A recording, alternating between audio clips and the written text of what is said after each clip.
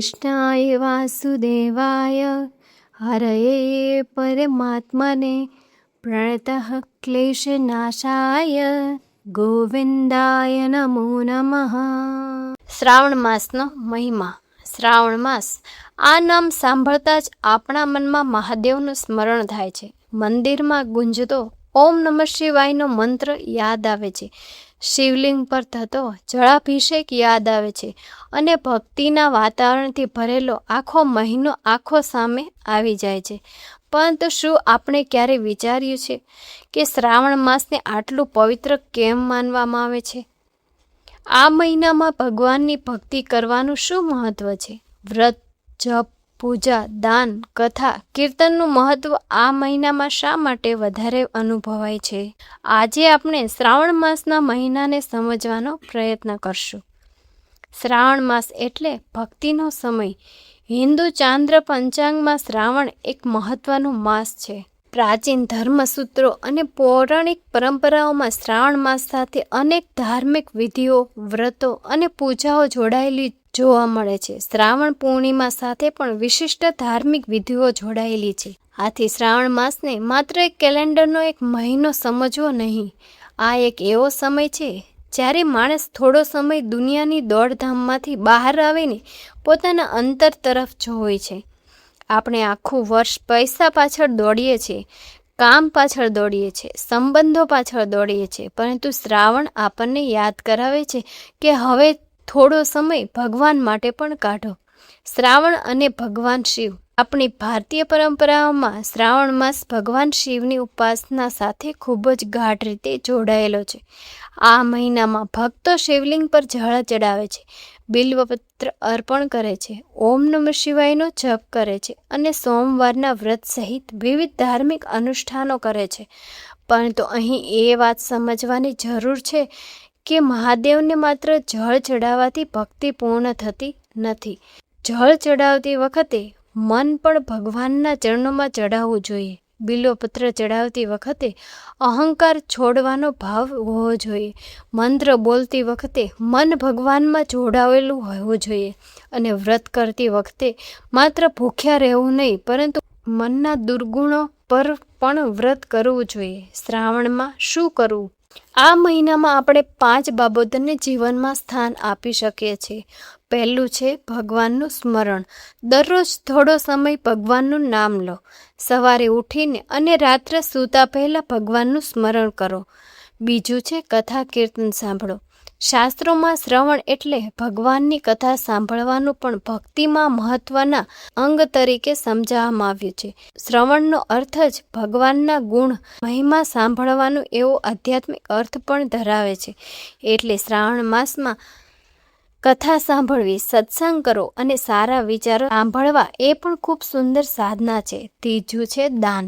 પોતાની શક્તિ પ્રમાણે જરૂરિયાતમંદ વ્યક્તિને અન્ન, વસ્ત્ર અને અન્ય ઉપયોગી વસ્તુઓનું દાન કરે. દાન કરતી વખતે દેખાડો ના કરો. દાનમાં વસ્તુ કરતાં ભાવ મોટો છે. ચોથું છે વાણી પર સંયમ. આ બહુ મોટું વ્રત છે. આ શ્રાવણમાં નક્કી કરીએ કે કોઈની નિંદા નહીં કરવી, કોઈને અપમાનજનક શબ્દ ના કહેવા, ગુસ્સામાં કોઈને દુઃખ નહીં આપી. કારણ કે ભગવાનની પૂજા કર્યા પછી જો આપણી વાણીથી કોઈનું હૃદય દુખે તો આપણે ભક્તિના સાચા અર્થને સમજ્યા જ નથી અને આપણી બધી જ પૂજા વ્યર્થ છે. પાંચમું છે મનને શુદ્ધ કરવું. શ્રાવણનો સૌથી મોટો લાભ એ છે કે આપણે અંદરથી બદલવાના પ્રયત્ન કરીએ. ક્રોધ ઓછો કરીએ, લોભ ઓછો કરીએ, અહંકાર ઓછો કરીએ અને ભગવાન પર વિશ્વાસ વધારીએ. પછી આવે છે બિલ્વપત્રનું શું મહત્વ છે? શિવ પૂજામાં બિલ્વપત્રનું વિશેષ સ્થાન છે. પરંપરામાં બિલ્વપત્ર ત્રિદળને ભગવાન શિવના ત્રિનેત્ર અને ત્રિગુણ સાથે પ્રતિકારાત્મક રીતે જોડવામાં આવ્યું છે. આથી જ્યારે ભક્ત બિલ્વપત્ર અર્પણ કરે છે ત્યારે માત્ર પાન અર્પણ કરવાનો ભાવ નથી, પરંતુ પોતાના અંતરનું સમર્પણ કરવાનો ભાવ રાખે છે. એટલે મહાદેવને બિલ્વપત્ર ચડાવતી વખતે મનમાં કહી શકાય કે હે મહાદેવ, આ બિલ્વપત્ર સાથે મારો અહંકાર પણ સ્વીકારી લો. હવે છે જળાભિષેકનો ભાવ. શ્રાવણમાં શિવલિંગ પર જળાભિષેક કરવાની પરંપરા ખૂબ પ્રચલિત છે. જળ આપણને શીતળતાની યાદ અપાવે છે. આપણા મનમાં પણ ક્રોધની ગરમી હોય છે, ચિંતા હોય છે, અશાંતિ હોય છે, તો મહાદેવને જળ ચડાવતા એક સુંદર સંકલ્પ કરી શકાય કે હે મહાદેવ, જેમ આ જળ શિવલિંગને શીતળ કરે છે તેમ મારા મનને પણ શાંતિ આપજો. આ ભાવથી કરવામાં આવેલી પૂજા માણસને અંદરથી ભગવાન તરફ વાળે છે. હવે આવે છે શ્રાવણ માત્ર શિવજીનો જ મહિમા કેમ ગણાય છે. અહીં એક મહત્વની વાત સમજવી જોઈએ કે શ્રાવણ માસને ભગવાન શિવની ભક્તિ સાથે ખૂબ જોડવામાં આવે છે, પરંતુ શાસ્ત્રીય સાહિત્યમાં આ માસ દરમિયાન માત્ર શિવ પૂજા જ થાય છે એવું કહેવું યોગ્ય નથી. પૌરાણિક અને ધર્મશાસ્ત્રીય પરંપરાઓમાં શ્રાવણ માસ દરમિયાન વિવિધ દેવતાઓની ઉપાસના, વ્રત, દાન અને ધાર્મિક વિધિઓના ઉલ્લેખ મળે છે. ઉદાહરણ તરીકે ગરુડ પુરાણ સંબંધિત પરંપરામાં શ્રાવણ દરમિયાન શ્રીની ઉપાસના અને વિવિધ અર્પણોનો ઉલ્લેખ મળે છે. એટલે શ્રાવણનો વ્યાપક અર્થ છે ભગવાન તરફ વળવાનો પવિત્ર સમય. અને હવે આવે છે શ્રાવણમાં વ્રતનું સાચું મહત્વ શું છે. ઘણા લોકો વ્રતને માત્ર ખાવા પીવા સાથે જોડે છે, પરંતુ વ્રતનો એક ઊંડો અર્થ એ છે કે જો કોઈ વ્યક્તિ શ્રાવણમાં ઉપવાસ કરે પરંતુ આખો દિવસ ગુસ્સો કરે, કોઈની નિંદા કરે, ખોટું બોલે અને બીજાને દુઃખ આપે તો માત્ર ભૂખ્યા રહેવું ભક્તિનું સંપૂર્ણ સ્વરૂપ નથી. એટલે જો ઉપવાસ કરો તો સાથે એક બીજું વ્રત પણ કરવું જોઈએ. આજે હું કોઈનું ખરાબ નહીં બોલું, આજે હું કોઈ પર ગુસ્સો નહીં કરું અને નિયંત્રણ રાખીશ. આજે હું ભગવાનનું વધુ સ્મરણ કરીશ. આ પ્રકારનું વ્રત આપણા જીવનમાં સાચો પરિવર્તન લાવી શકે છે. શ્રાવણ માસમાં જપનું મહત્વ શું છે ચાલો જાણીએ. આ મહિમા ભક્તો ભગવાન શિવના પંચાક્ષર મંત્ર ઓમ નમઃ શિવાયનો જપ કરે છે. મંત્રનો જપ માત્ર મોઢાથી નહીં પરંતુ મનથી કરવાનો પ્રયત્ન કરો. થોડો સમય શાંતિથી બેસવું, આંખો બંધ કરવી, ધીમે ધીમે શ્વાસ લેવો અને ભાવપૂર્વક બોલવું ઓમ નમઃ શિવાય. થોડી ક્ષણોમાં મનની દોડધામ ઓછી થતી અનુભવાઈ શકે છે. હવે આવે છે આ શ્રાવણ માસ આપણને શું શીખવે છે. શ્રાવણ આપણને એક સુંદર વાત શીખવે છે કે ભગવાનને મેળવવા માટે દુનિયા છોડવાની જરૂર નથી. ભગવાનને યાદ કરીને દુનિયામાં રહેતા પણ ભક્તિ કરી શકાય છે. ઘરનું કામ કરો, ભગવાનનું સ્મરણ કરો. વ્યવસાય કરો પણ ઈમાનદારી રાખો. પરિવારની સેવા કરો, તેમાં ભગવાનની સેવા જુઓ. મંદિરમાં જાઓ અને સાથે મનને પણ ભગવાન તરફ લઈ જાઓ. આ જ શ્રાવણની સાચી ભાવના બની શકે. વરસાદ અને શ્રાવણનો સુંદર સંદેશ. શ્રાવણ વરસાદની ઋતુ સાથે પણ જોડાયેલો છે. બહાર વરસાદ ધરતીને ધોઈને સ્વચ્છ કરે છે. એ જ રીતે આપણે પણ આ શ્રાવણમાં આપણા મનને ધોઈએ.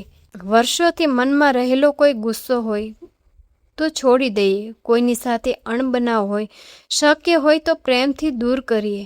કોઈને માફ કરવાની જરૂર હોય તો માફ કરીએ અને ભગવાનને પ્રાર્થના કરીએ કે હે પ્રભુ, બહારની ધરતી વરસાદથી સ્વચ્છ થઈ રહી છે તેમ મારા અંતરને ભક્તિના વરસાદથી પવિત્ર કરજો. અંતિમ સંદેશ માત્ર એટલો છે કે શ્રાવણ માસ માત્ર શિવલિંગ પર જળ ચડાવવાનો મહિનો નથી. આ પોતાના જીવનમાં સારા સંસ્કારોનું જળ ચડાવવાનો મહિનો છે. આ બિલ્વપત્ર ચડાવવાનો મહિનો નથી. આ પોતાનો અહંકાર છોડવાનો મહિનો છે. માત્ર ઉપવાસ કરવાનો મહિનો નથી. આ દુર્ગુણો પર નિયંત્રણ રાખવાનો મહિનો છે. આ માત્ર મંદિર જવાનો મહિનો નથી. આ પોતાના અંતરમાં ભગવાનને સ્થાપિત કરવાનો મહિનો છે. આ શ્રાવણમાં એક નાનો સંકલ્પ કરીએ કે દરરોજ ભગવાનનું નામ લઈશું. શક્ય હોય તેટલી કથા કીર્તન સાંભળીશું.